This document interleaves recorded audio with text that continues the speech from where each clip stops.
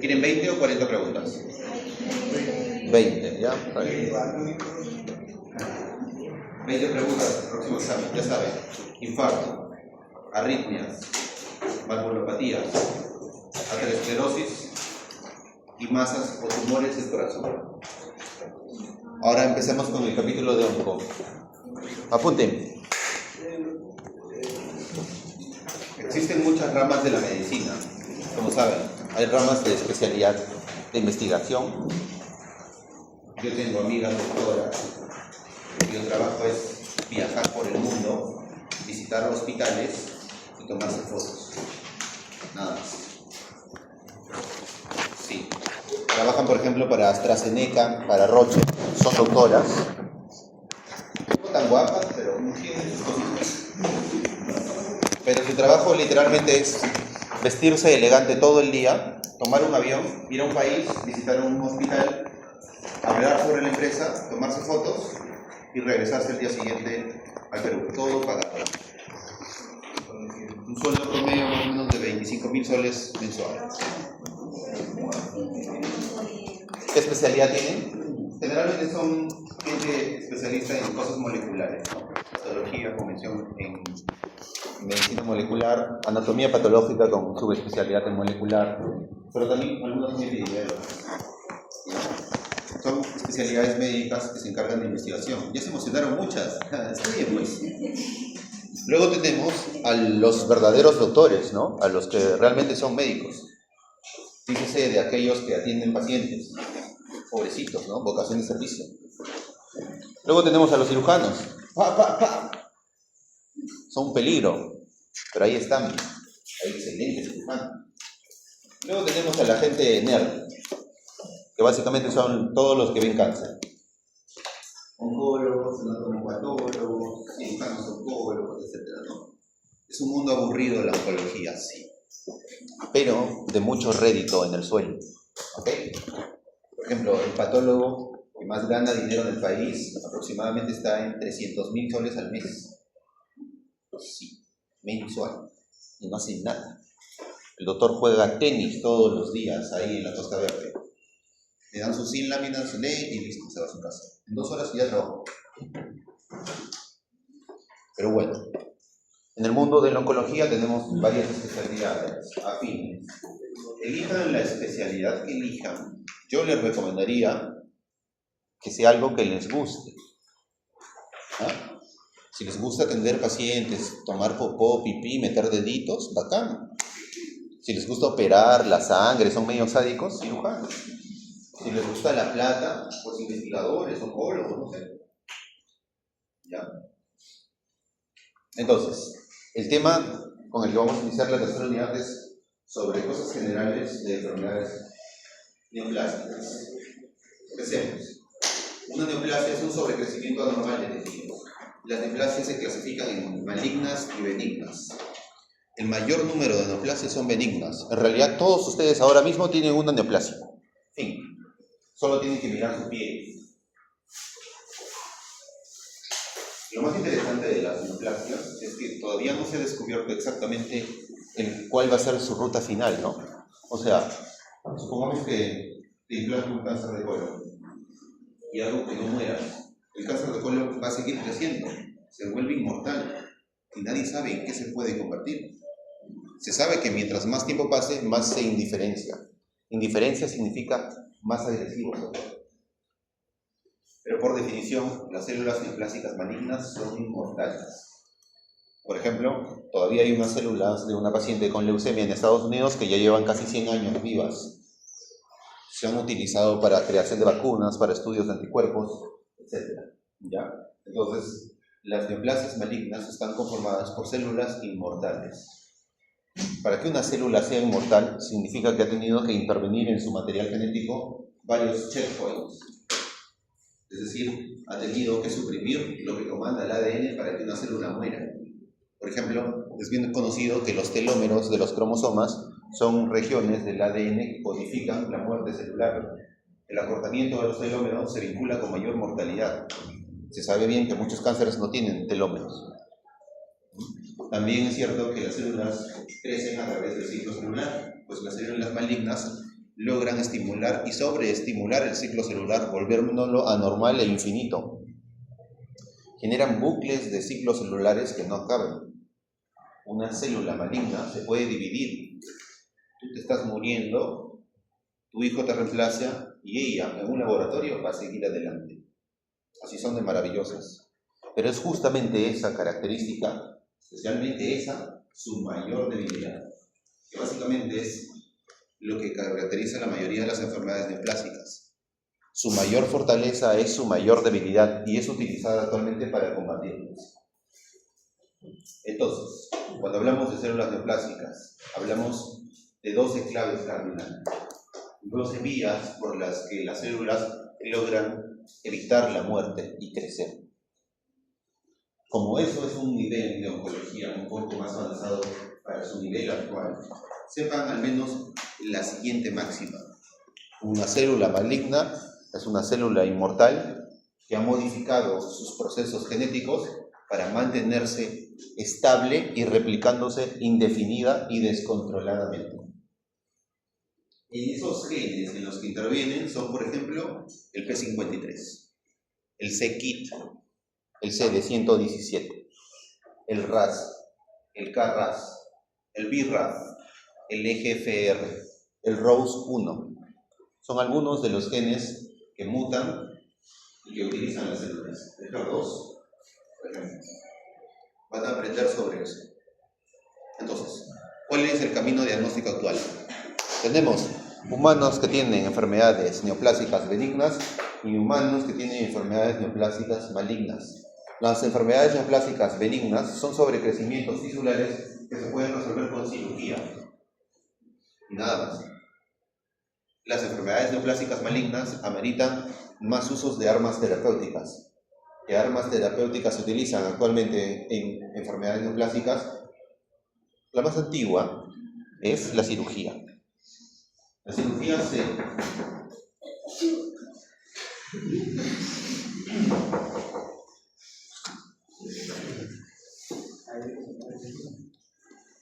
deja pasar aquí.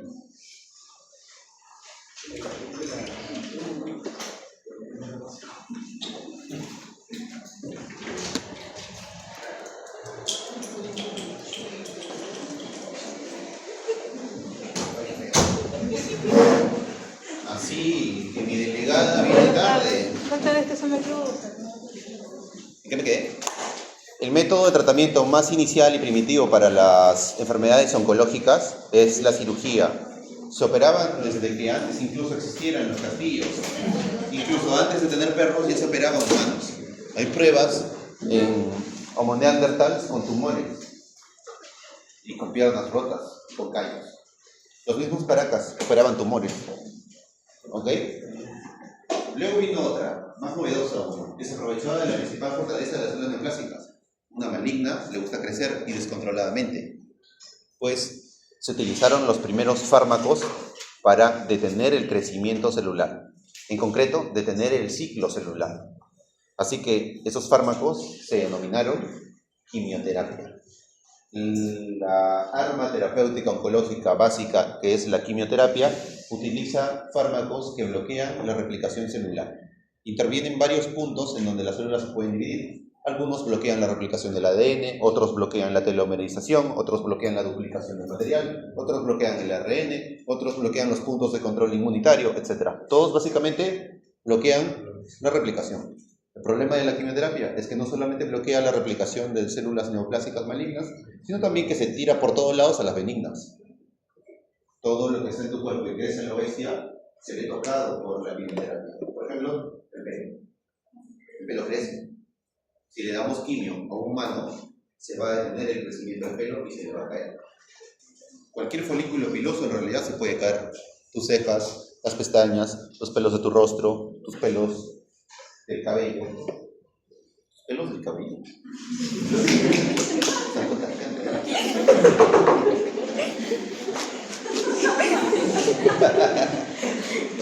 Pero no solo eso, por ejemplo, los hematíes que se replican y dividen cada 7 días, son células que provienen de los reticulocitos, que provienen de unidades formadoras de colonias de eritrocitos, que provienen de la médula ósea, son células que igual que los linfocitos están replicándose continuamente rápido, que cuando reciben quimioterapia también se ven tocados. Por eso un paciente con quimioterapia tiene anemia, tiene linfopenia, tiene leucopenia, trombocitopenia, ¿entiende? Entonces, la quimioterapia tiene ese problema.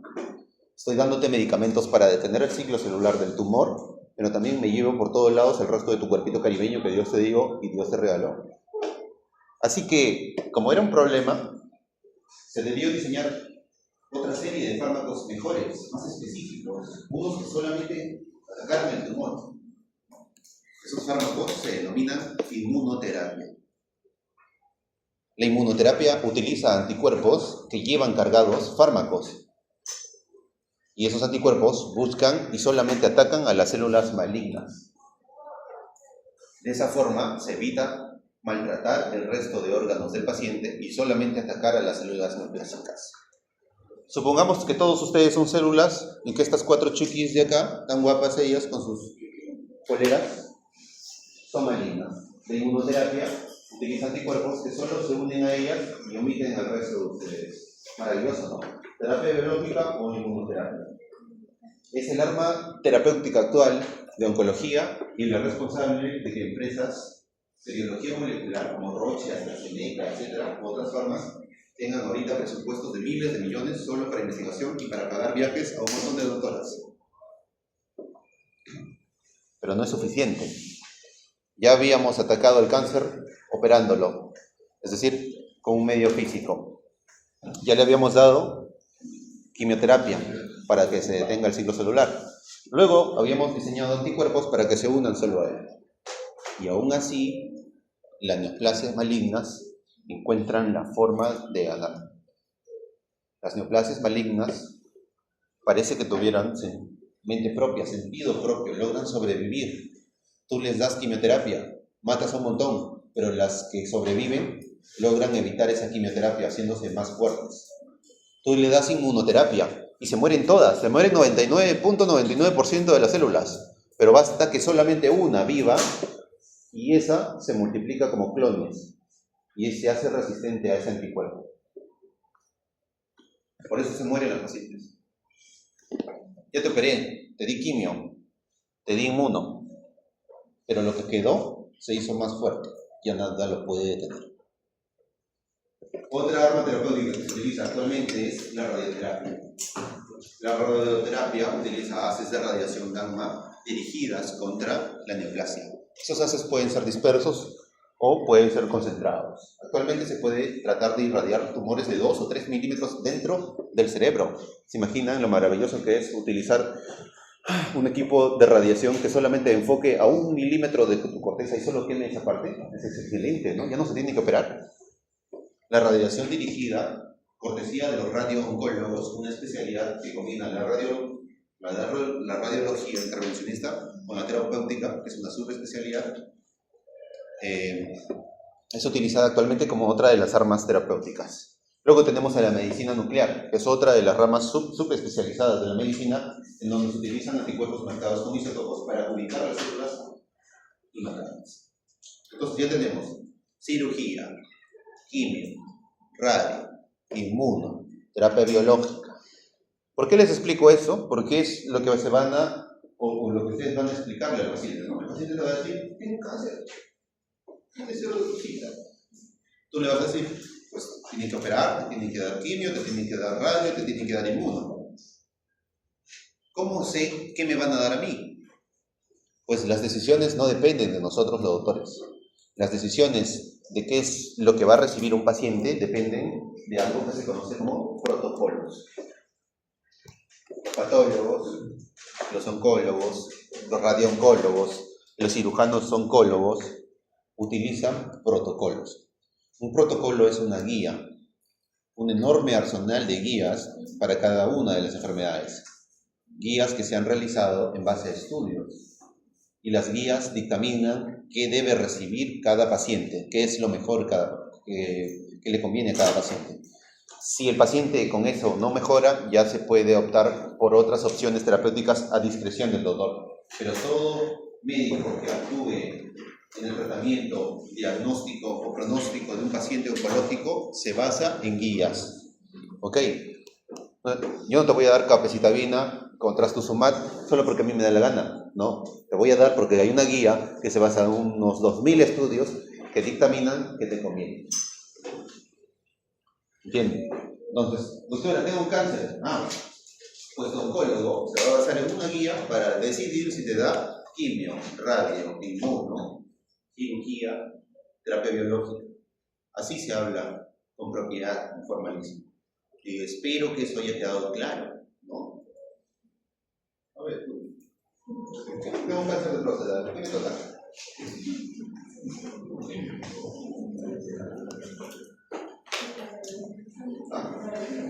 No, que me evalúe el oncólogo y que con sus guías dictamine que me conviene. Cirugía, quimio, radio, inmuno, todas a la vez. Así tienen que explayarse. Cuando estén en un hospital y el doctor les pregunte, ese paciente tiene cáncer gástrico, ¿qué va a pasar? Ya saben qué responder, ¿no? Tienen que ver al oncólogo, él con la guía va a decir que le conviene quimio, ciru, radio, inmuno. Y el doctor va a decir, ¿quién te enseñó? Arroba doctoral. Hablen con propiedad. Yo les enseño para que lo apliquen en la práctica. Ahora, respecto a la cirugía, ha evolucionado. La cirugía oncológica actual ya no es como antes. Antes era como una carnicería. Todavía sigue siendo una carnicería, pero todo con orden. Ahora hablamos de algo que se llama neoadyuvancia. Es un concepto que tienen que llevarse a su casa. Neoadyuvancia es el uso de terapia antes de la cirugía. Supongamos, tú pequeña, te acabo de diagnosticar un tumor de mama. Si yo la opero, no está recibiendo neoadyuvancia. Pero si yo le doy quimio y luego la opero, está recibiendo neoadyuvancia. Se ha demostrado en los últimos 30 años que las mujeres con cáncer de mama se benefician de la neoadyuvancia, es decir, del tratamiento sistémico antes de la mastectomía. No solo eso, cáncer de pulmón. Tú pequeña, ¿a ti qué te gusta fumar? Te diagnostico cáncer de pulmón. Ya no van y te operan, te sacan el pedazo de pulmón, sino que te dan quimio y luego te operan. ¿Para qué te dan quimio antes de operarte? Cuando te dan quimio antes de operarte, uno, disminuyen el tamaño del tumor. Por lo tanto, la posibilidad de que el cirujano saque márgenes libres de tu neoplasia es mayor. Dos, al disminuir el tamaño del tumor, la cirugía es menos complicada, menos sangrado, menos complicaciones posoperatorias, etc. Tres, al disminuir el tamaño del tumor, que el término formal es disminuir carga tumoral, el tumor al empequeñarse mejora el pronóstico del paciente. Entonces es de entender que hay enfermedades neoplásicas que se benefician de la neoadyuvancia. ¿Qué enfermedades neoplásicas se benefician de la neoadyuvancia? Cáncer de mama, cáncer de colon, cáncer de recto, cáncer de pulmón, cáncer de estómago, tumores del sistema nervioso central, cáncer de páncreas y ya. Solo eso. Facilito, ¿no? Entonces, si ahora te pregunto a ti, ¿qué significa que una señora con cáncer de mama reciba neoadyuvancia?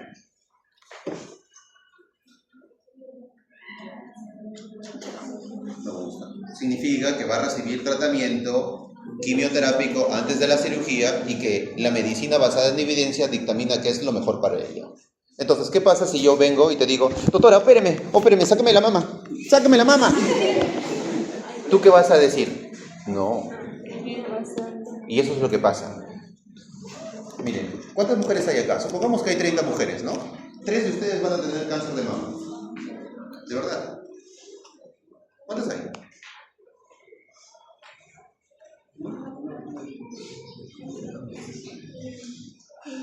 Hay unas 35 damas acá. 5 de ustedes van a tener cáncer de mama. ¿Quieren apostar? Sí, seguro. Yo diagnostico al menos 2 cánceres de mama todos los días, hasta domingo. Estoy aburrido de eso. 5. Cuando tengan su tumorcito, me avisan. Entonces, inevitablemente una de ustedes se va a cruzar con una paciente, esperemos que no sea su familiar o amiga, que va a tener un tumor de mama. Cuando una de ustedes, que ya mínimo debe saber autoexaminarse, tenga una masa, tiene que enviarla urgente al médico. Da igual si al general, al ginecólogo oncólogo, al patólogo, al cirujano oncólogo, donde sea, pero a un doctor, ¿ya? Tienen que volar, porque mientras más rápido reciba tratamiento una mujer que tiene cáncer de mama, mayor es el tiempo de supervivencia. Por ejemplo, hace 30 años, si te diagnosticaban un cáncer de mama, ya fuiste. No te esperaban más de 15 o 10 años de vida. Actualmente hay pacientes con 40 años de enfermedad que no se ve recurrencia. Un concepto muy importante en cáncer es que cuando hablamos de cáncer no hablamos de curación, sino de tiempo libre de enfermedad. Cuando te diagnostican cáncer, están hablando de una enfermedad incurable. Lo que se busca es tiempo de supervivencia y tiempo libre de enfermedad. Tiempo de supervivencia no es lo mismo que tiempo libre de enfermedad. Te diagnostican cáncer, muy bien, no te vas a curar. Lo que voy a buscar es, 1, tiempo libre de enfermedad. Significa conseguir el número mayor de años en que no vuelva el tumor. Y 3, tiempo de supervivencia. Conseguir el mayor número de años que incluso volviendo el tumor logres vivir. Esas palabras, cuando se las decimos a los pacientes, son durísimas. Ninguno de ustedes tiene cáncer. Y si alguno de ustedes ha tenido un familiar con cáncer, entenderán que es una de las peores desgracias de noticias que puedes recibir. Tiempo libre de enfermedad es los años que pasan en donde no tienes ninguna masa o recurrencia. Tiempo de supervivencia es el tiempo en años que pasa incluso teniendo tumores. Supongamos, paciente A, paciente B. Paciente A, paciente B, cáncer de mama ambas.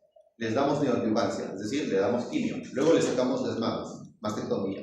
Muy bien. Ella tiene un tiempo libre de enfermedad de 30 años. Y ella un tiempo libre de enfermedad de 10 años. ¿Quién tiene? Y luego se muere. ¿Quién tiene mayor tiempo de supervivencia? ¿Ah? Ella. Porque la enfermedad no estuvo durante 10 años y luego apareció y se murió a los 30 años. Ella estuvo 30 años sin ninguna masa y luego se murió. Hay que aclarar esos conceptos muy importantes, porque muchos pacientes tienen cáncer, son tratados, no se logra controlar el cáncer del todo para que desaparezca completamente, pero sí como para mantenerlo pequeño y logran sobrevivir. Ejemplo práctico, nuestro amigo, ¿cómo se llama? El Chato Barraza. Todos saben quién es ese abuelito, ¿no? Ese abuelito lleva más de 40 años con diagnóstico de cáncer de próstata y sigue entre nosotros. ¿Cómo se llama el platanazo? Christian Thorsen. Ahí está. Soy un genio. Él tiene cáncer de próstata. Le diagnosticaron cáncer de próstata con metástasis a los huesos de la mandíbula y a toda la columna. Y está acá entre nosotros. Se une con una nueva vida.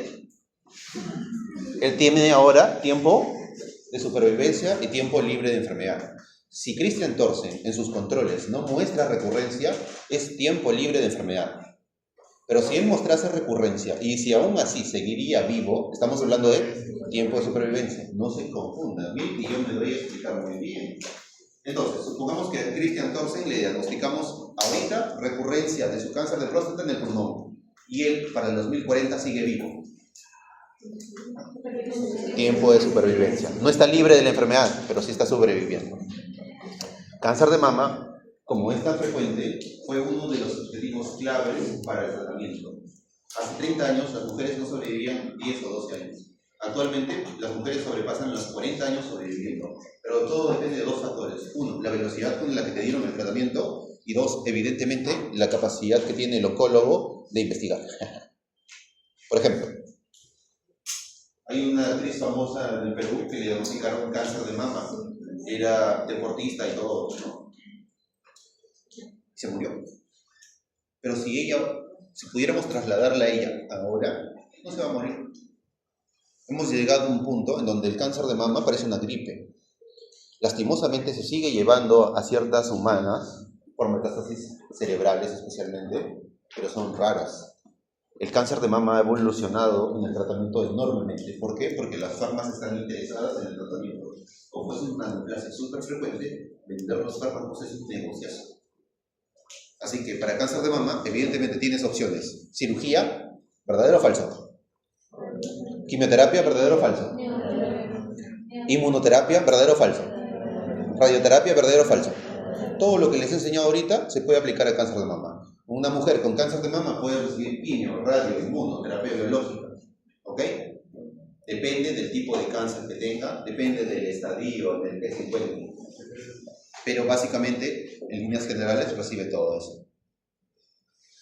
Ahora, en el cáncer de mama, sí o sí se utiliza inmunoterapia.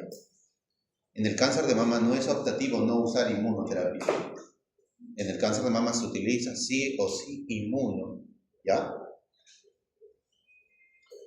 El fármaco de inmuno que se utiliza actualmente es el trastuzumab.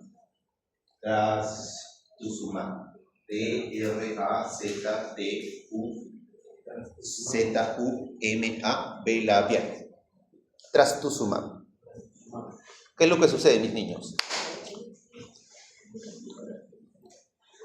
Para el diagnóstico del cáncer, antes el papel que jugaba el humano patólogo era fundamental, porque el humano patólogo, y hablo de humano patólogo porque nosotros tenemos IA patólogos, el humano patólogo se encargaba de diagnosticar cáncer y emitir un informe y describir al cáncer. La descripción subjetiva de lo que veía el patólogo era utilizada por los oncólogos para estimar el pronóstico de las pacientes. Y ahí que nacieron las clasificaciones morfológicas del cáncer de mama, que vienen disponibles en su librito, que ya ni sé cuál es, de patología.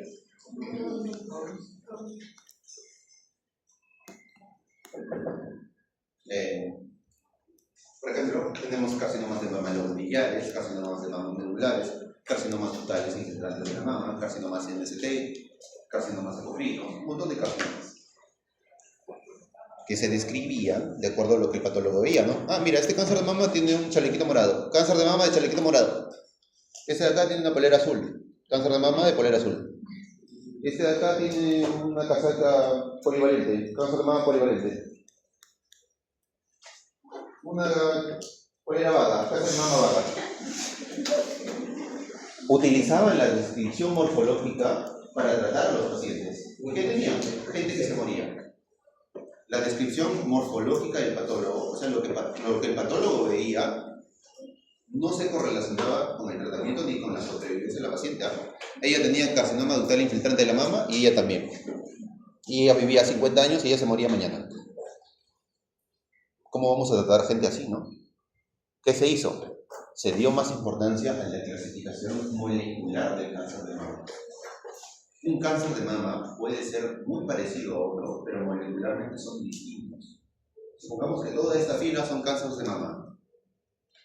Cada uno tiene un perfil genético distinto. Aunque lucen como humanos, masculinos y femeninos, cada uno es distinto. Es igual para el cáncer de mama. El peso que se le da a la clasificación molecular del cáncer de mama es tremendo. Tanto es así que da igual lo que ponga el patólogo. Lo que importa es la clasificación molecular.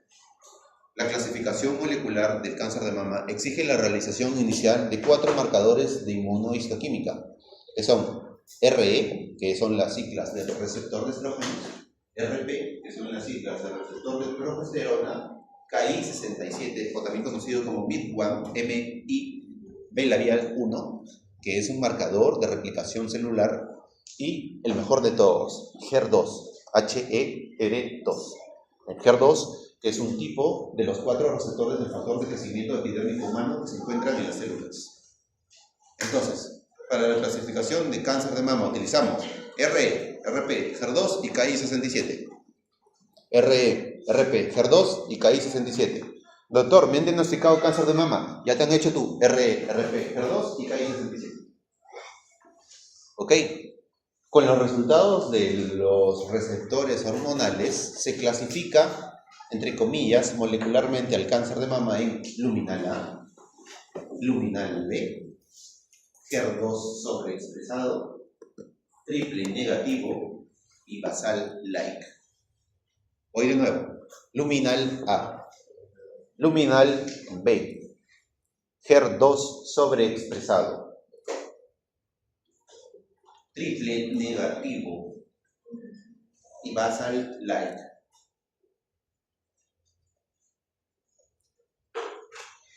Los luminales son por definición cánceres poco agresivos. Si te diagnostican cáncer de mama y es un luminal A o B, Dios te ha bendecido. Dios te da, Dios te quita. Si te diagnostica un HER2 sobreexpresado, también puedes estar bendecido. El peor de todos es el triple negativo. Es decir, que no marca ni RE, ni RP, ni HER2. Por eso se llama triple negativo. Los luminales marcan hormonales, marcan RE y RP, o RE sin RP, o RP sin RE. Los luminales marcan receptores hormonales. El triple negativo no marca nada, y el HER2 sobreexpresado sobreexpresa HER2, pero no marca receptores hormonales. Es importante que se aprendan eso, porque es súper sencillo de aprender. Vamos a ver si lo puedo rellenar.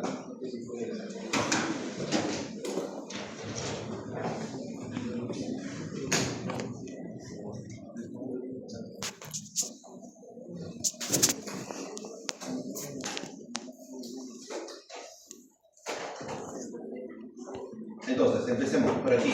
Su atención, mis niños.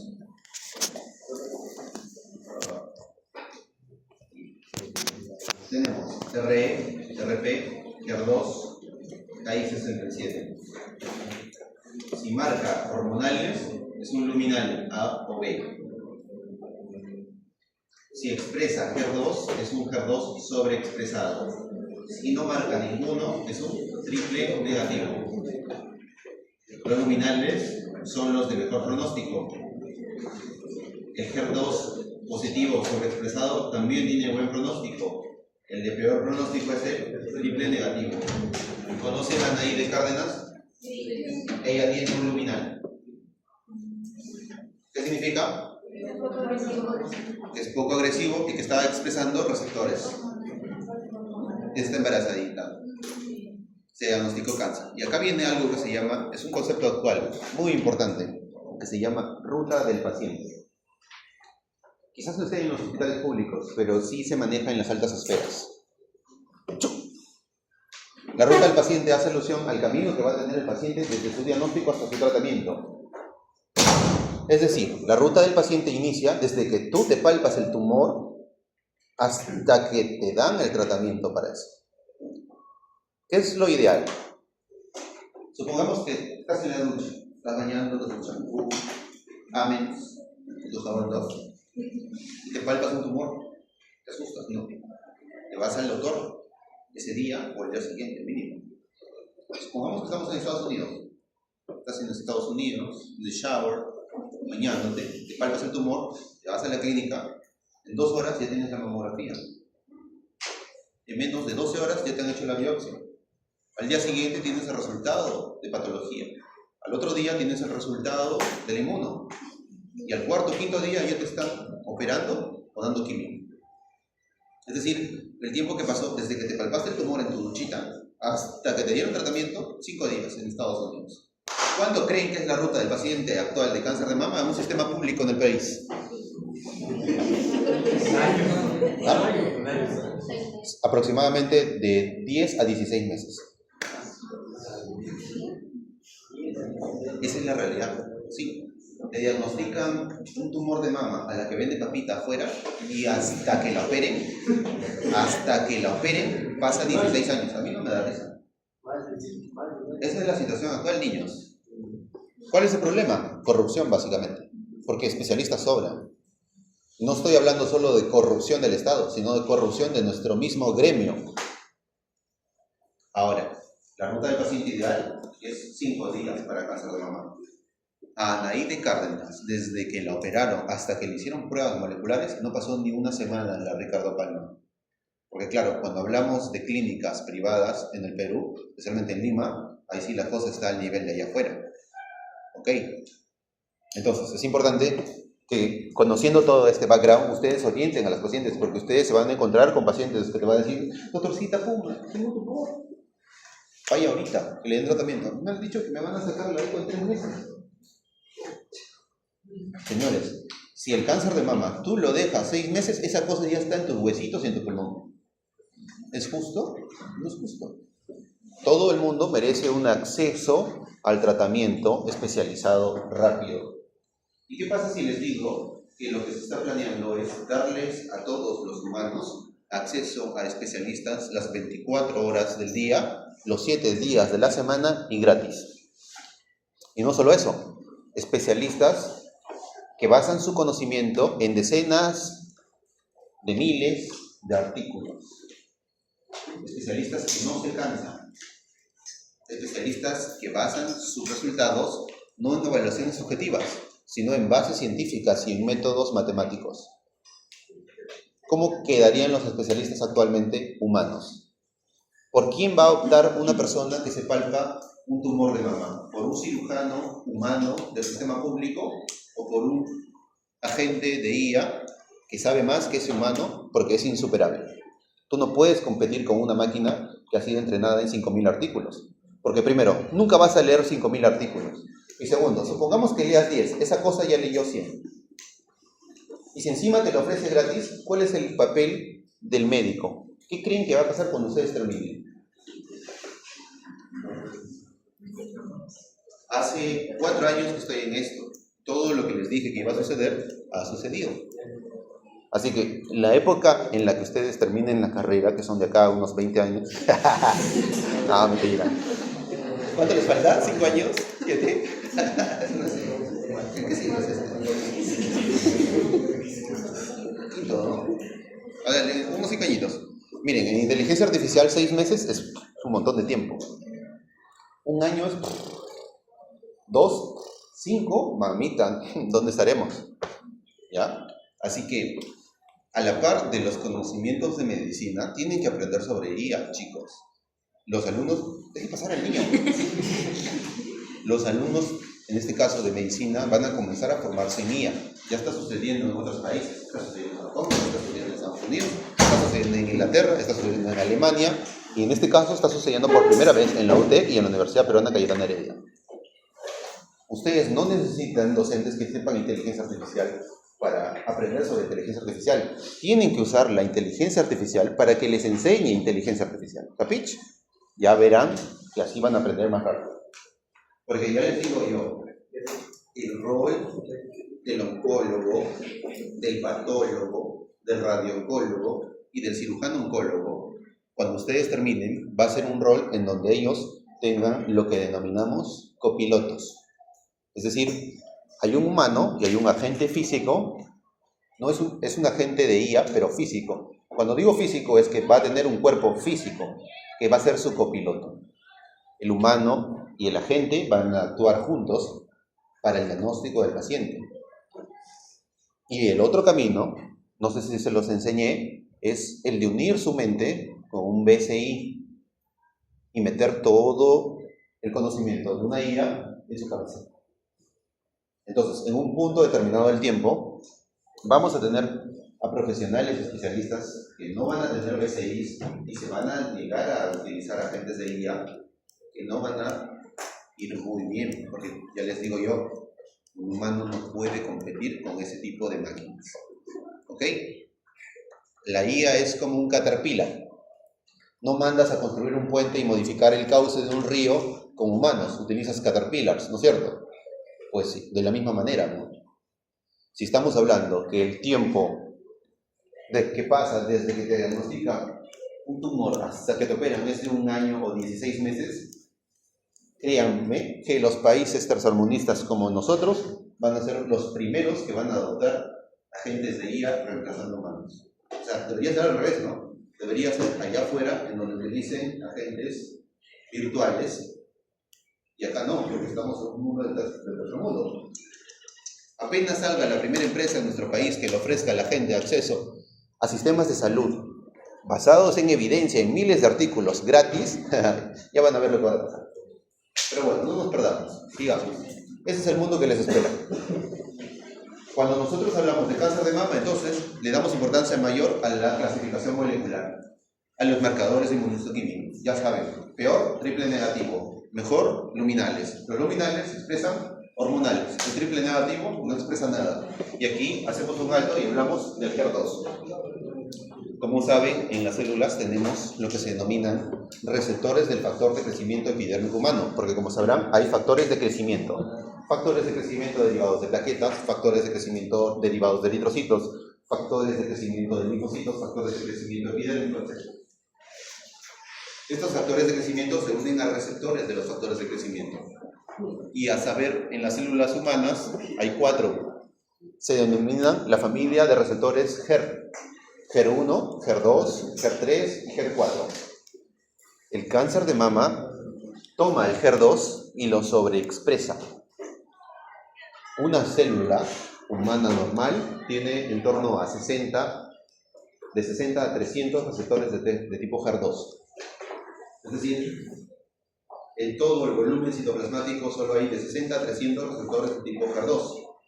Una célula neoplásica maligna como el cáncer de mama, el cáncer de pulmón o el cáncer de colon pueden expresar millones de HER2. ¿Y por qué expresarían tanto HER2? Para captar todo el HER2 y estimular su crecimiento. Entonces, como utilizan el HER2 para crecer rápido y descontroladamente, la idea era atacar al HER2. ¿Quién ataca al HER2? ¿Quién inhibe esa cosa? El trastuzumab, este fármaco que acaban de apuntar hace unos minutos. Utilizan entonces quimioterapia para combatir y detener el ciclo celular y trastuzumab para atacar uno de los principales breakpoints del cáncer de mama, el HER2. Pero el HER2 no es exclusivo del cáncer de mama. Otros tumores utilizan el HER2. Y claro, como ya estamos a un nivel más alto, otros tumores sobreexpresan el HER2. ¿Qué otros tumores en el cuerpo humano sobreexpresan el HER2? Pulmón, estómago, colon, endometrio, ovario, páncreas, hígado. Básicamente las principales neoplasias. Así que cualquier neoplasia que sea positiva para sobreexpresión de HER2 se va a ver beneficiado si lo atacamos, ¿no? Pero bueno, resulta que cuando utilizamos HER2, matamos a la población celular, las que quedan son tan diabólicas que encuentran la manera de bloquearlo. Por eso el cáncer tiene personalidad. Es como si lograra pensar. Un cáncer es una neoplasia clonal. Cuando hablamos de clonal es que de todos ustedes que son células normales, ella se vuelve diabólica y muta. Ella genera clones. Esos clones son el cáncer. Matamos a sus clones, pero un clon sobrevive, y ese clon que sobrevive es más fuerte. Ya le da igual lo que utilices. Y ahí es cuando el clon decide largarse a otro lugar. En este caso, en cáncer de mama al cerebro, fue. Yo conozco a 3 doctoras que me han enseñado a mí que se han muerto por cáncer de mama metastásico al cerebro. Así es. La última me enseñó cardiología en el hospital regional. Todavía me acuerdo que un día llegó, después de llover, y se rompió su pantalón con barro por la lluvia. Y 12 meses después se murió. ¿Y se vio? No lo hice. Así es. Es una enfermedad maldita, ¿ya? Pero denle tiempo a la gente, denle tiempo a los genios, denle tiempo a la IA. Porque hasta ahora, todo lo que se ha utilizado para combatir el cáncer son cosas que actúan por fuera del cáncer. Nunca se ha combatido el cáncer desde adentro. Quiero que sepan que actualmente están diseñando cáncer para enfermar al cáncer. ¿Tienes cáncer de mama? Toma este cáncer. Le va a dar cáncer a tu cáncer. La creación artificial de células ya tiene unos 5 o 10 años. Ya se han creado núcleos, citoplasmas, microtúbulos, etc. Pero nunca antes se ha podido avanzar tan rápido como ahora, ¿no? Ahora el código se hace tan rápido porque ya no lo hacen los humanos. Casi todo lo hace la IA. Que los descubrimientos se van a acelerar. Nosotros no estamos en una época en donde los descubrimientos van así. Estamos en una época en donde están aquí y va a ser la IA lo que los va a evolucionar. Esa es la tendencia actual, ¿no? ¿No me creen? Me mandan mensajito en unos años. Hasta que eso suceda, lo que deben aprender es estas cosas básicas, ¿no? Porque todo lo que les he dado, bueno, es conceptos básicos generales. Ahora viene lo bueno. Hablemos de los principales cánceres en el país. El cáncer más frecuente en el país se clasifica en hombres y mujeres. Cáncer más frecuente en hombres: pulmón, estómago, colon, próstata. ¿Quién gana? Próstata. Las autopsias a humanos encuentran cáncer de próstata oculto hasta en 8 de 10 hombres. Significa que virtualmente todos, cuando sobrepasemos los 40 años, vamos a tener cáncer de próstata. Bienvenido. El cáncer de próstata es el cáncer más frecuente en el humano varón. En el de la mujer es el cáncer de mama. Aunque las últimas cifras que ha arrojado el INDIN han volteado y hablan del cáncer de cuello uterino, pero lo cierto es que el cáncer de cuello uterino va disminuyendo debido a que hacen papanicolaos y controles ginecológicos, ya que las mujeres se controlan. ¿Quiénes de ustedes tienen un papanicolao hecho? Entonces vayan a hacerse sus controles. ¿Cuándo me toca? Pregúntale a la IA, yo no soy ginecólogo. ¿Ya? Bacán. Entonces, cáncer de mama, más frecuente en la mujer, cuello uterino, mama. Cáncer más frecuente en el varón, próstata, pulmón, colon y recto. En general, la mayoría de cánceres van a oscilar entre colon, recto, próstata, mama, pulmón y estómago. En la práctica privada, los que más diagnostico yo son de cuello uterino, de colon, de estómago y de mama. Todos los días cáncer de mama, me tienen harto. Casi cada 2 o 3 días cáncer de cuello uterino. Para mí, diagnosticar cáncer ya es aburrido, ¿no? Cáncer. Pero claro, es que yo solamente estoy diagnosticando. Estoy en realidad sentenciando. Soy como el ángel de la muerte, ¿no? Al final, el que asume la responsabilidad legal soy yo. Porque si el cirujano te opera, porque yo te diagnostiqué cáncer, ¿quién crees que va a tener la culpa si no da cáncer? Yo, ¿qué me vas a hacer a mí? ¿Me vas a pegar? ¿Me vas a convertir así? Pero bueno, gracias a Dios a mí no me gustan los pacientes. Así que yo no tengo que lidiar con eso, ¿no? Solo emito el informe y ya es el oncólogo o el cirujano oncólogo quien se encarga de mecharse con el paciente, pues, ¿no? Entonces, hasta ahora esos son los cánceres más frecuentes. Hablemos de un ejemplo evolutivo de tratamiento especializado, el cáncer de pulmón. El cáncer de pulmón es un cáncer frecuente. Tiene aspectos epidemiológicos, características histopatológicas, factores de riesgo, clasificación morfológica y clasificación molecular y tratamiento. Primero, en líneas generales, para que vayan apuntando todo este background, y por cierto, no sé por qué apuntan cuando pueden grabarme, pasárselo a Whisper y pedírselo, se lo convierto a texto, pero bueno. El cáncer de pulmón en el humano se asocia frecuentemente a 2 factores de riesgo. 1, tabaquismo, y 2, neumoconiosis. El tabaquismo, el fumar, incrementa de 30 a 45 veces el OR para cáncer de pulmón. Aunque es variable porque hay humanos que han fumado durante toda su vida y no han tenido cáncer, y hay humanos que apenas han fumado 1 año y ya tuvieron cáncer. Hay historias muy tristes. Por ejemplo, en las neoplásicas tuvimos el caso de una doctora. Esto es el modo chisme. Pero esto es el chisme, ¿no?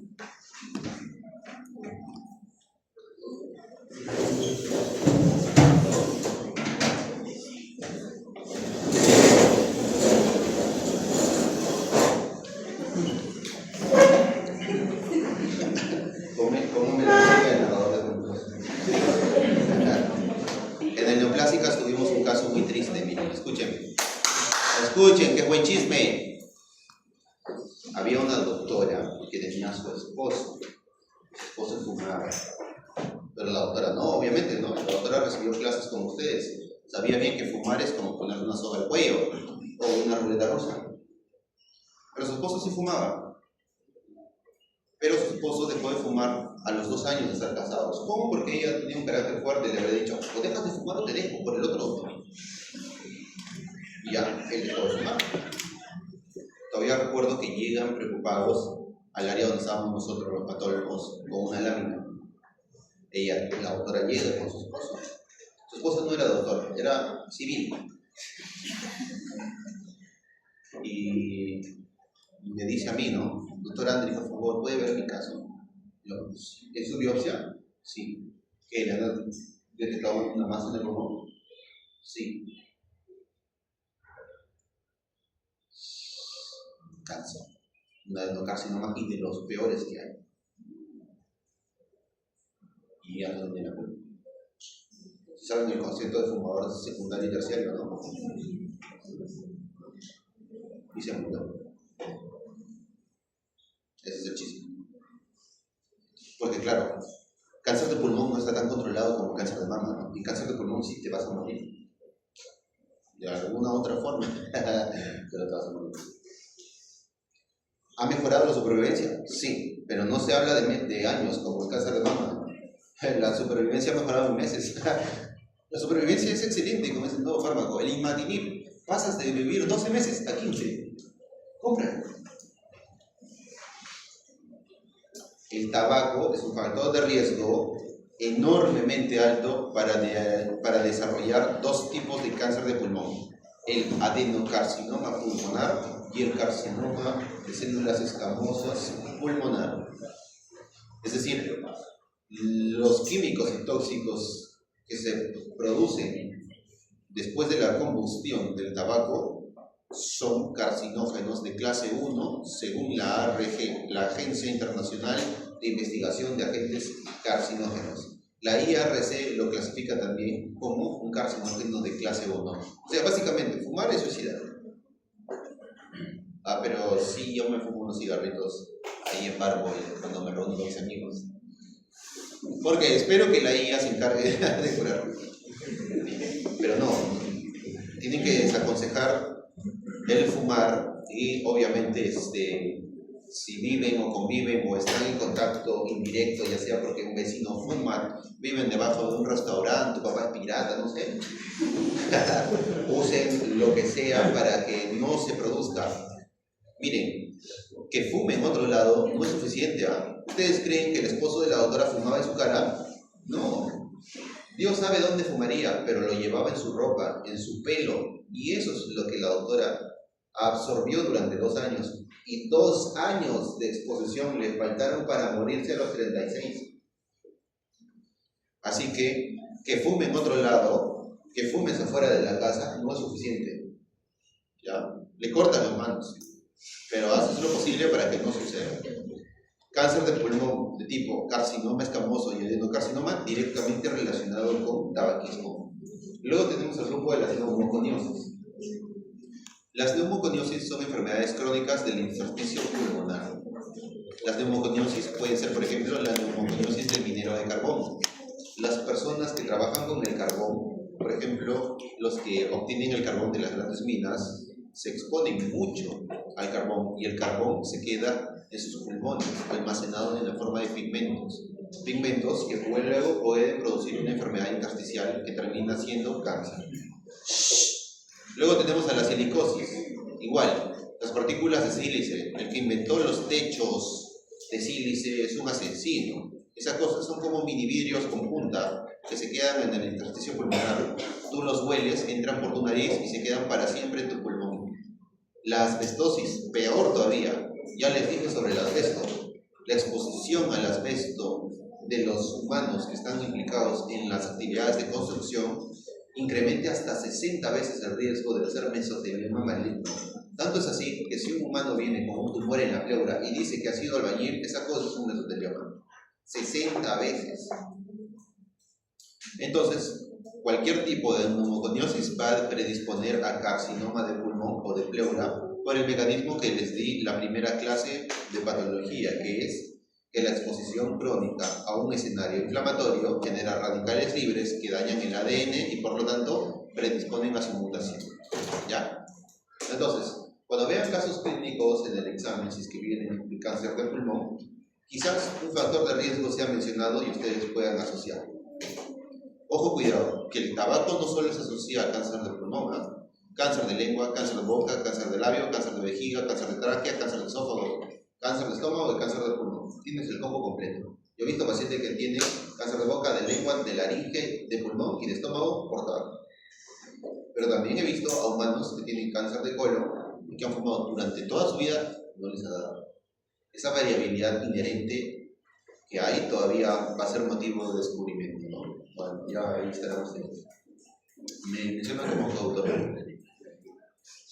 Seguimos. Nosotros tenemos una clasificación antigua del cáncer de pulmón. Lo clasificaban en carcinoma de células pequeñas y carcinoma de células no pequeñas. Pero esa clasificación ya murió, ya fue, ni la apunten, nadie la usa. Se menciona en las universidades, sí, pero no está actualizado. El diagnóstico de cáncer de pulmón gira en torno a tres entidades: adenocarcinoma pulmonar, carcinoma escamoso pulmonar y carcinoma neuroendocrino del pulmón. Adenocarcinoma, carcinoma escamoso y carcinoma neuroendocrino. El peor de todos, el más agresivo, el que causa la muerte en 6 meses, carcinoma neuroendocrino. Te diagnostican un carcinoma neuroendocrino ahorita y no llegas ni en Navidad. Esa cosa no tiene tratamiento, no responde a nada, nada lo controla. Incluso sacándole el pulmón, esa cosa ya hizo algo que se llama STATs. Vamos a hacer un alto. Los cánceres se extienden a otras localizaciones a través de invasión. Es decir, supongamos que todos ustedes son un grupo de células malignas y que van a hacer metástasis al edificio de allá. Para hacer metástasis, ustedes tienen que acceder a un vaso sanguíneo. Hacen una invasión vascular y por lo tanto pueden ir a otros lugares. Todos los tipos de cánceres hacen invasión vascular, ¿ya? Excepto el carcinoma de células en anillo de sello, que pasa debajo. El carcinoma de células en anillo de sello no hace invasión vascular. El resto de tumores sí. Pero en el pulmón pasa un fenómeno único, característico, que se llama STATs. Son las siglas de compromiso del espacio aéreo. ¿Qué quiere decir eso? Si recuerdan en sus clases de histología, en la histología del pulmón reconocemos a los alvéolos, unas estructuras saculares que son básicamente 80% aire, 20% parénquima. ¿Qué es lo que sucede? Cuando un cáncer de pulmón se desarrolla, puede hacer metástasis a través de los alvéolos. Imagínense al pulmón como una gran esponja y al cáncer como una mancha que está presente en esa esponja.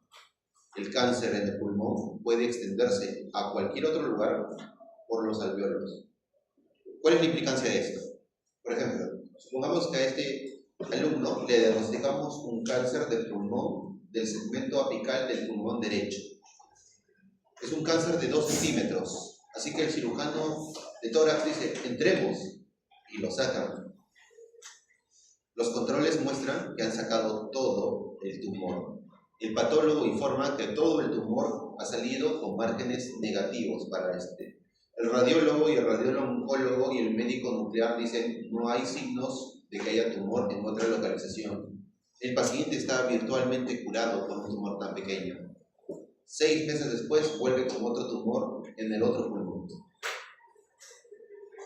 ¿Cómo rayos se explica eso? Se explica porque a pesar de que el cirujano sacó todo, esa cosa ya estaba dentro del aire, de los alvéolos, del resto de su pulmón. Así que entenderán que controlarlo no se puede, porque casi todos los pulmones son aire. Por eso el pronóstico de los carcinomas neuroendocrinos es pésimo. Si te dicen, doctora, me han diagnosticado un cáncer de pulmón, dicen que es neuroendocrino, tú mejor no digas nada, saluda y te vas. Porque estás viendo a alguien que no va a estar contigo en meses. Gracias a Dios, hay gente, hay genios que están diseñando fármacos que cada vez logran mejorar la supervivencia, pero todavía no es mucho. ¿Ya? El pronóstico del adenocarcinoma pulmonar ha mejorado bastante gracias a que se han utilizado anticuerpos y terapia biológica. Es por eso que todos los pacientes a los que se le hace un diagnóstico de cáncer de pulmón, sí o sí deben hacerse marcadores biológicos. Igual que en mama, no importa ya mucho la morfología del cáncer. En cáncer de pulmón también importa la clasificación molecular. Y si en mama le pides RE, RP, HER2 y KI, en pulmón le vas a pedir esto.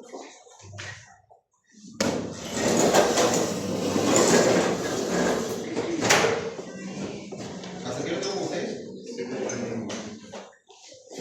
Gracias.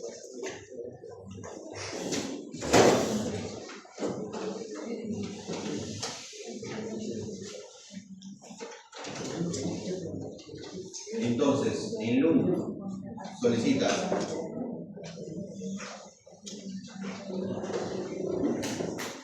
el receptor del factor de crecimiento epidérmico humano. Solicitas CARAS, solicitas BRAF, solicitas HER2, solicitas ROS1. También puedes utilizar la quinasa de linfoma anaplásico.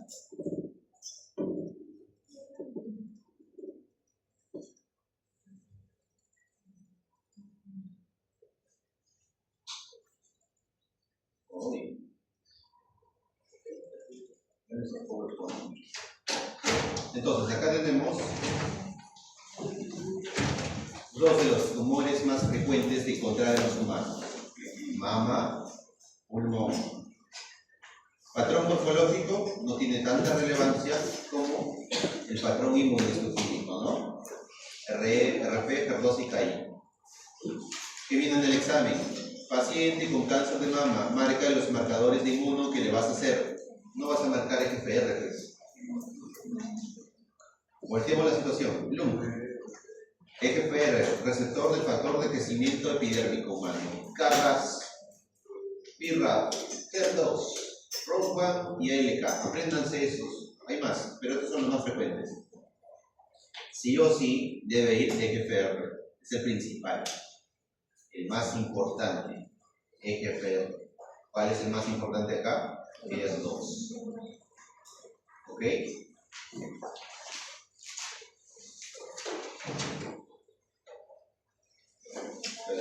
¿Dónde está el texto? Qué aburrido.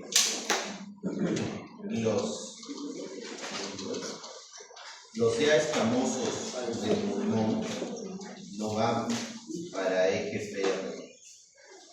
Tampoco los neuroendocrinos. ¿Ya? Solo el adenocarcinoma pulmonar. Entonces, el cáncer de pulmón que tiene peor pronóstico es el neuroendocrino. ¿Y qué creen? No es tributario de hacerle EGFR. ¿Por qué? Porque ninguno de ellos responde a la medicina. Así que para el neuroendocrino no se hace EGFR. Para el escamoso tampoco. El receptor de factor de crecimiento epidérmico humano se hace para el adenocarcinoma del pulmón. Pregunta clásica. Viene así. Paciente de 45 años, antecedente de tabaquismo, presenta masa en el lóbulo medio del pulmón. Indicas EGFR porque sospechas de un carcinoma escamoso. ¿Verdadero o falso?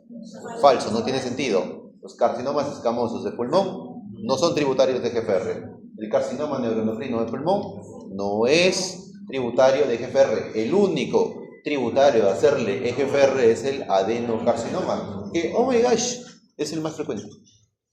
¿Ya?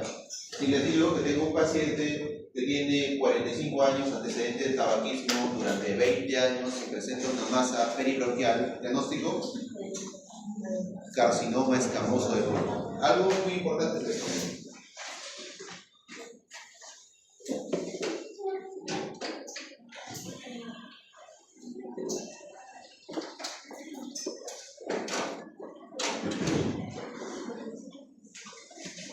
Por aquí, your attention please. Look the screen, babies. La mayoría de carcinomas escamosos de pulmón están vinculados con el tabaquismo. Como sabrán, el humo del tabaco pasa primero por la tráquea, antes que por el parénquima. Es por eso que la mayoría de carcinomas escamosos están cerca a la tráquea o a los bronquios. Significa que la mayoría de carcinomas escamosos exhibirán este patrón, peribronquial. Mientras que la mayoría de adenocarcinomas van a ser periféricos. Por ejemplo, este es posible que sea un adenocarcinoma de pulmón, mientras que este que está cerca al bronquio es posible que sea un carcinoma escamoso. Así chapean los radioloquitos con sus hipótesis diagnósticas sin conclusiones. Ven, miren, paciente tiene una masa pulmonar periférica, puede ser metástasis o primario de pulmón. Pongo ahí, masa expansiva de 2 o 3. No sé qué es, pero puede ser metástasis o cáncer primario. Pero tú, como médico internista, el verdadero doctor de los doctores, dices, no, está lejos de un bronquio. y de los bronquios salen los carcinomas escamosos. Esta cosa debe ser un adeno. ¿Entiendes? Si está cerca un bronquio, como por ejemplo este de acá, que está cerca del bronquio, o este de acá que está en el bronquio, sospechas en carcinoma escamoso. Eso va a pasar, vas a estar en tu rotación, vas a estar en el regional, en el Belén, en la Merced, en cualquiera de estos hospitales, y vas a tener una tomografía con una masa, y el doctor te va a decir, mira esta masa, está cerca del bronquio, ¿qué piensas? Escamoso. Muy bien, hijita, eres un genio. No, recuerden eso, recuerden eso, por favor, porque vienen los casos clínicos. Si yo te digo que tengo un paciente fumador con una masa aquí en la periferia del pulmón y te pongo adenocarcinoma y carcinoma escamoso, no vas a decir, doctor, está mal su pregunta, hay dos vueltas. Adeno, ¿cierto? Ahora, otro dato muy importante es que la mayoría de las neoplasias primarias, disclaimer, todavía no les he dicho esto. Cuando hablamos en oncología, hablamos de neoplasias primarias y secundarias. También las hay terciarias, pero creo que eso no es un nivel para ustedes. Neoplasia primaria es una neoplasia que proviene de ese órgano, que nace de ese órgano. Y una neoplasia secundaria es aquella que viene de otro lado. Las secundarias son las metástasis. La mayoría de las neoplasias primarias del pulmón son masas únicas. Es decir, hay una gran masa dominante con pequeñas manchas satélites. O pueden ser una, dos o tres. Pero si tienes un pulmón con múltiples masas dispersas, esa cosa es una metástasis. La presencia de múltiples nódulos dispersos en el parénquima pulmonar indica metástasis. De la misma manera en el hígado, la presencia de múltiples nódulos hepáticos sugiere metástasis. No primario hepático. Múltiples nódulos en el pulmón, no primario pulmonar. Supongamos estos 4 ejemplos. ¿Cuál tiene metástasis? ¿Cuál tiene primario? ¿Y sería un? Yo lo veo un bronquio. Muy bien. ¿Ven qué bueno docente soy? Ya vayan a diagnosticar. Quiero 50 biopsias todos los días. Seguimos.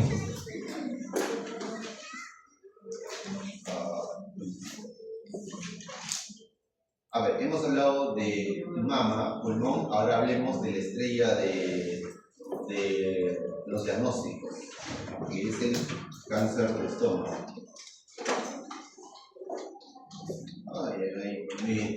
Aquí en cáncer del estómago también hay muchísimo que hablar, pero para que vean, yo les voy a dar la información vital, resumida. Tratamiento principal del cáncer gástrico, cirugía, sí o sí, no hay neoadyuvancia. Te diagnostican cáncer gástrico, te tienen que operar. Solo se da neoadyuvancia cuando estás en estadio 4, es decir, cuando tienes metástasis. Si no, te diagnostican cáncer de estómago y te operan. En cáncer de mama, te diagnostican cáncer de mama, te doy quimio y luego te opero. En cáncer de pulmón, te diagnostico cáncer de pulmón, te doy quimio y luego te opero. En cáncer de estómago, te diagnostico eso, te opero. Fin. El cáncer de estómago se clasifica en varias categorías. El adenocarcinoma gástrico está asociado frecuentemente al Helicobacter pylori. ¿Han escuchado de esa bacteria? El Helicobacter pylori, una bacteria espiralada que sobrevive en el ambiente ácido del estómago al crear una barrera de amonio que incrementa el pH de su alrededor y le permite sobrevivir y colonizar las zonas foveolares de la mucosa gástrica. El Helicobacter pylori es considerado por la Agencia Internacional de Investigación del Cáncer como un agente carcinógeno de categoría 1. ¿Qué significa? Que si tú tienes el Helicobacter pylori y no te tratas, puedes terminar teniendo un adenocarcinoma. ¿Por qué? Por el mismo principio fundamental de la primera clase. Inflamación aguda, radicales libres, daño al ADN, cáncer. Y este espectro de progresión, de infección por el Helicobacter pylori, es decir, de gastritis por el Helicobacter pylori, hasta el desarrollo de cáncer gástrico, se denomina cascada de Correa. La cascada de Correa describe una serie de eventos en secuencia que van desde lesiones premalignas hasta lesiones malignas. Vamos a ponerlo acá para que no se olvide.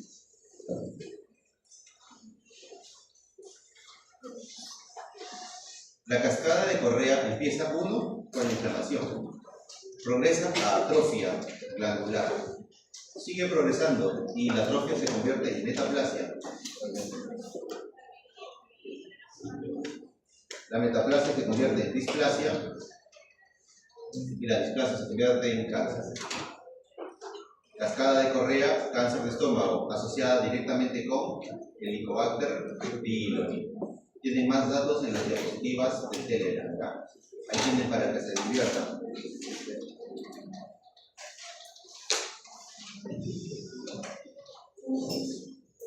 Entonces, una infección no tratada de Helicobacter pylori causará inflamación, atrofia, desaparecen las glándulas, metaplasia, las glándulas cambian, pasan de ser glándulas foveolares mucosas a ser glándulas con fenotipo intestinal.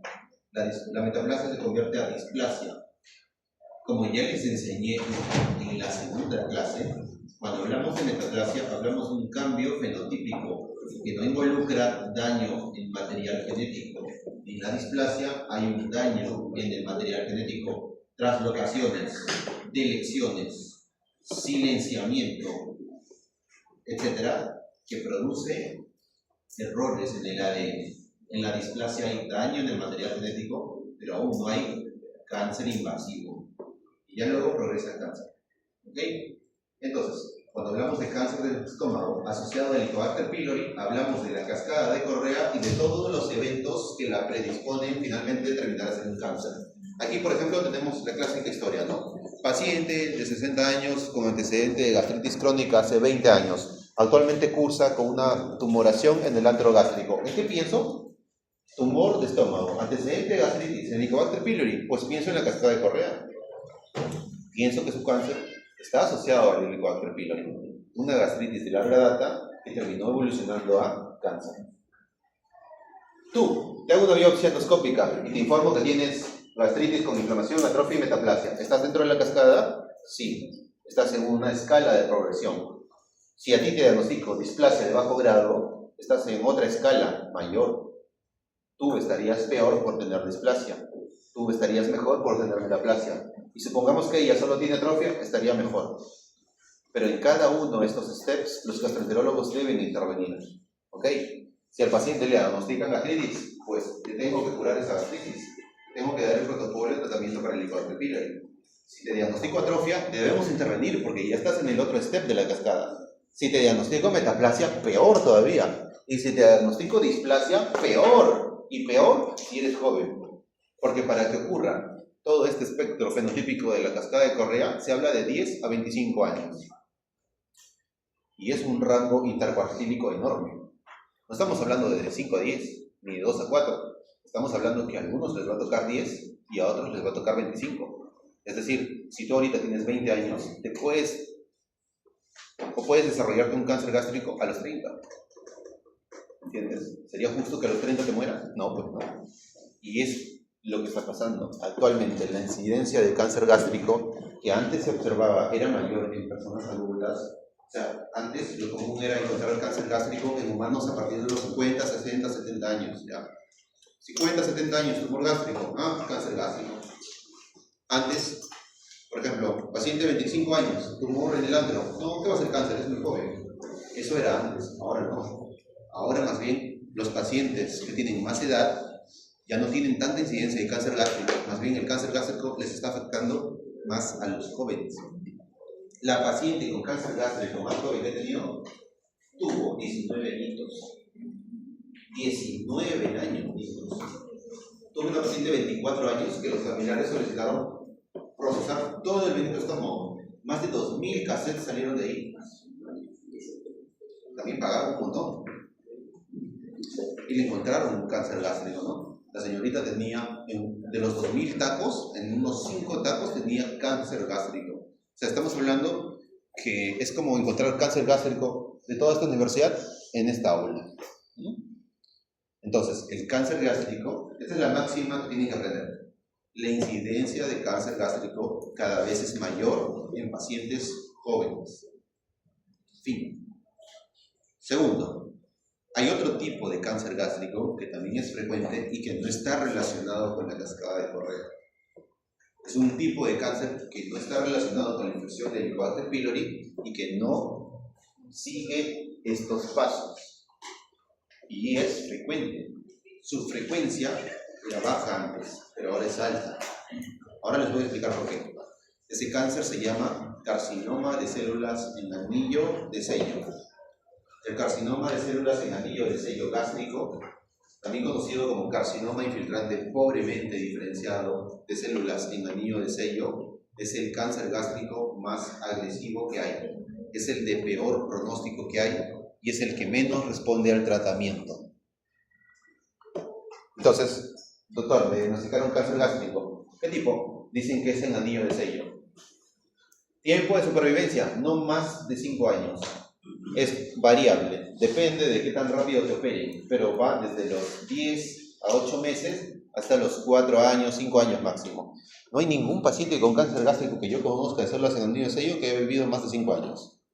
Incluso sacándole todo el estómago, se mueren. Mi amigo el señor Chin era un tecnólogo médico del Almanzor, del servicio de patología del Almanzor, que era mi amigo. Cuando llegó la pandemia, se fueron a su casa porque eran personas mayores. Después, cuando les permitieron regresar, él estaba con un tono todo verde. Y una doctora le dijo, del servicio, le dijo: Chino, estás feo, andaste verde. No, andaste verde. No, estoy bien, doctora, no tengo nada. No me gusta. Se fue, lo mandaron al gastroenterólogo, mi amigo, que él le encuentra una úlcera neoplásica en el antro gástrico. Desde que le encontraron esa úlcera, él nos avisó, la procesamos hasta que lo operaron. Lo operó el doctor Mundaca, no pasó ni 7 días. Es decir, lo operamos tan rápido como si él estuviera en la mejor clínica de Estados Unidos. Esa es la ventaja cuando tienes amigos y eres personal de salud en una institución grande, ¿no? Tienes al cirujano cerca, doctor, tienes a la jefa de radiología, hay que hacerle la toma y el estadiaje. Lo hicimos todo a la velocidad de la luz y en una semana lo operamos. El doctor le sacó todo el estómago, le sacó los ganglios regionales y virtualmente estaba curado. Los controles con el oncólogo mostraban que no había cáncer, estaba todo bien. Yo ya me había servido el Almanzor y estaba en Trujillo, en el Neoplásicas, cuando me llaman, estaba en el ascensor y me llama su hija a las 11 de la noche, que se había puesto malito y que lo estaban intubando en el Almanzor. A medianoche de esa noche se murió. No tenía señales de recurrencia. Las imágenes decían que no tenía cáncer y aún así se murió. Su aorta se rompió y se desangró. 4 horas, el señor Chin se había ido. ¿Cómo Churchill pasó eso? Lo que pasa es que el carcinoma de células en anillo de sello tiene una peculiaridad. El carcinoma de células en anillo de sello, no solamente del estómago, puede ser del colon, del ciego,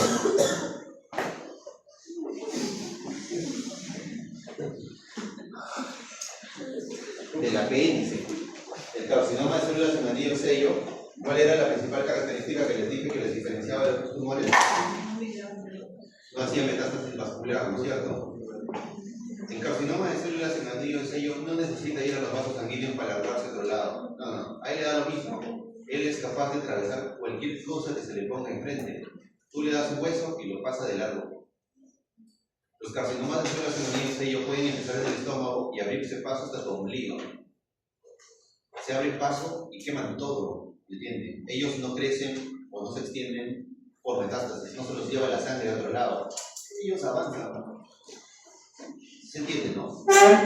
Por eso es que los pacientes con cáncer gástrico de células en anillo de sello, lo primero que tienen es un engrosamiento de la pared gástrica. Posteriormente, si no se operan, las células de la pared avanzan, infiltran el epíclomo, luego infiltran la pared abdominal, incluso salen por la piel. ¿Entienden? Es como una especie de ácido neoplásico. Si se va para atrás, atraviesa tu aorta, atraviesa los huesos de tu columna. Así es de agresivo. Entonces al señor Chin le habían sacado todo, aparentemente, pero bastó un pequeño grupito de células que quemaron su aorta y que un día la rompieron para que Diosito lo recoja. Entonces, el carcinoma de células en anillo de sello es el de peor pronóstico. En realidad, cualquier órgano del cuerpo humano que presente un carcinoma de células en anillo de sello automáticamente se cataloga como de bajo pronóstico, ¿no? ¿Quién tiene mejor pronóstico? ¿El adenocarcinoma de colon o el carcinoma de células en anillo de sello de colon? Entonces, cualquier cáncer que diga que tiene células en anillo de sello es fatal. El anillo de sello es fatal. Se llama así por la morfología que tienen sus células, como si fuera un anillo. ¿Ok? Pero eso no tiene mucha relevancia, ¿no? El tratamiento actual para ese tipo de neoplasias, se imaginarán pues que es la cirugía, ¿ya? Y ese dato clave que les he dado de engrosamiento de pared gástrica es muy importante. Hay muchas personas que tienen un engrosamiento de la pared gástrica y que no necesariamente se debe a un carcinoma de células en el nivel sello. El engrosamiento de la pared gástrica evidenciado por imágenes se puede ver a un montón de condiciones: gastritis, enfermedad de Menetier, etc. Pero el peor de los casos es carcinoma de células en el nivel sello. Así que, si un ecografista o un radiólogo te informa que tienes un engrosamiento de la pared gástrica, tu ruta es mandarlo al gastroenterólogo para biopsia. ¿Cuántas biopsias se recomienda hacer cuando tienes un cáncer gástrico? Mínimo 10 biopsias, idealmente 15. Ese es el punto de corte actual para tener un buen rendimiento diagnóstico. Muy bien, entonces, los adenocarcinomas gástricos que están asociados a la cascada de Correa son los adenocarcinomas tubulares o también conocidos como tipo intestinal. Hay una clasificación de OMS y hay una clasificación de Lauren, pero no quiero que se la aprendan, tranquilos. Solo que se aprendan lo fundamental, que es que tenemos adenocarcinomas asociados a la cascada de Correa y tenemos adenocarcinomas de células en anillo de sello no asociados a la cascada de Correa. Estos adenocarcinomas, porque siguen unos steps de progresión, son más frecuentes de encontrar en humanos adultos. El carcinoma de células en anillo de sello es más frecuente de encontrar en humanos jóvenes. A partir de todos esos datos, si le digo que tengo un paciente de 25 años con un tumor en el antro gástrico, ¿en qué sospecho? En anillo de sello. ¿Ya? Paciente, 19 años, engrosamiento de la pared gástrica anterior. ¿Sospecho de? Anillo de sello. Es muy joven para tener una cascada de Correa. Por el contrario, si tengo un paciente de 60 años con un engrosamiento gástrico, sospecho más en cascada de Correa por la edad.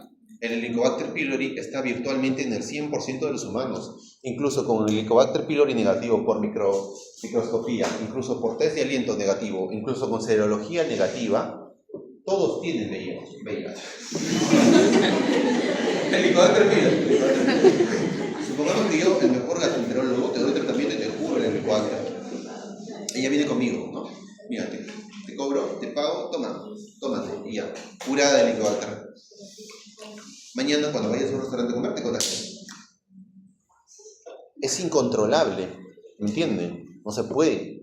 Lo que sí se puede es tratar la enfermedad, hacer que esta cosa se revierta. Acá viene una pregunta que me hizo esta alumna, muy bien por preguntarme, te felicito.